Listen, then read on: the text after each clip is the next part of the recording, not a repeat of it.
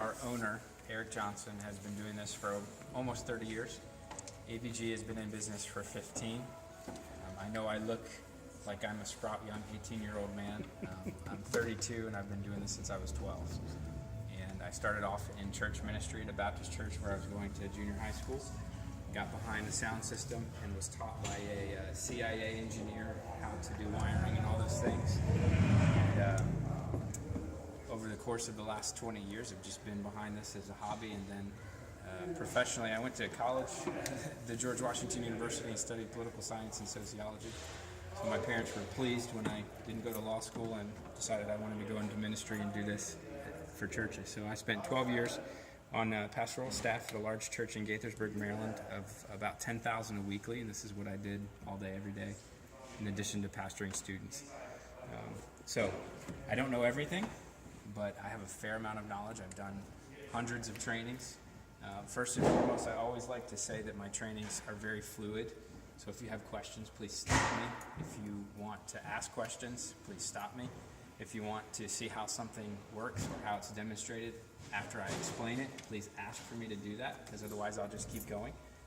I have a mental agenda in my head as to how things go by, because I've done this by so many times in so many different places that I've learned that actually printing out an agenda is useless, because people get so trapped to the agenda.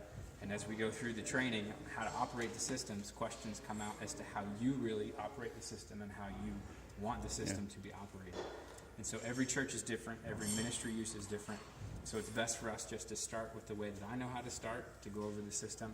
And then as we kind of progress, we can answer the questions as to, you say, oh, I need it to do this. How do we get it to do that?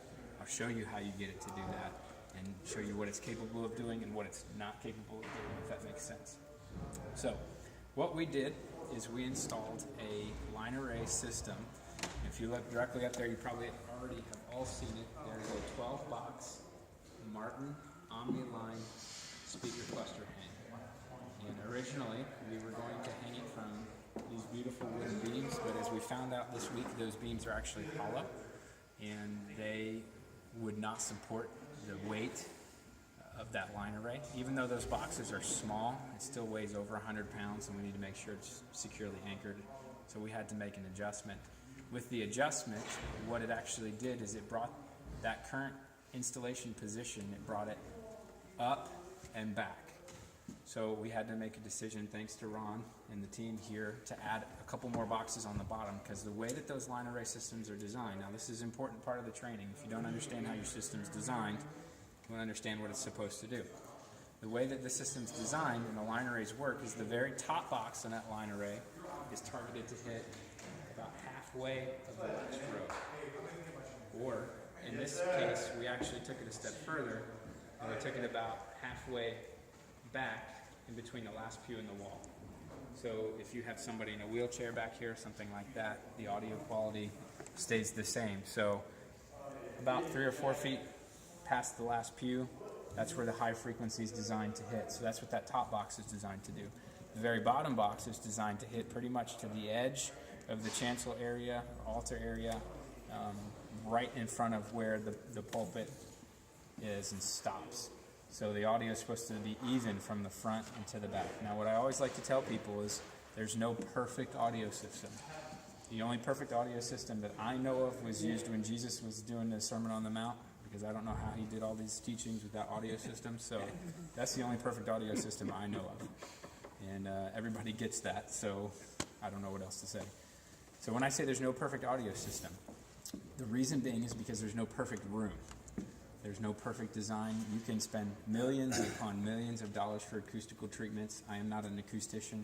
I understand the basic principles, but there are always going to be issues in rooms, specifically rooms that were built.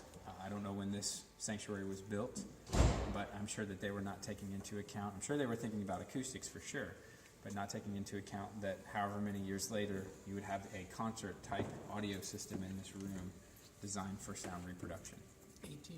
1895. Excellent. So in 1895, they were not thinking about loudspeakers and loudspeaker management and those types of things. Using bullhorns. That's right. So the other thing I like to do after I kind of explain what the system is, so there's a line array speaker system. For low frequencies, we've installed 2 subwoofers, which are up on the walls up there. They're double 10s, and they would actually go very well in your car if you wanted to put them in your car. But in this room, they're perfect for the size of the room. I know that we're actually going to relocate those, but for all intents and purposes, those will stay in the corners kind of up there. And so those handle the low frequency reproduction of the sound. And I've already been in here for the last couple hours and have been listening to some different audio tracks. And I always, in trainings like this, like to give an opportunity to listen. So if you want to, I could turn on some music for a minute or 2 and just let you walk around the room and get a feel for what it sounds like, and then we can continue with the training. Sure. Is that acceptable? I'm all for that, yep. All right. So this is a contemporary Christian artist that I listen to, and it's pleasant to the ears. So if you want to take a couple minutes, and then we'll meet back here.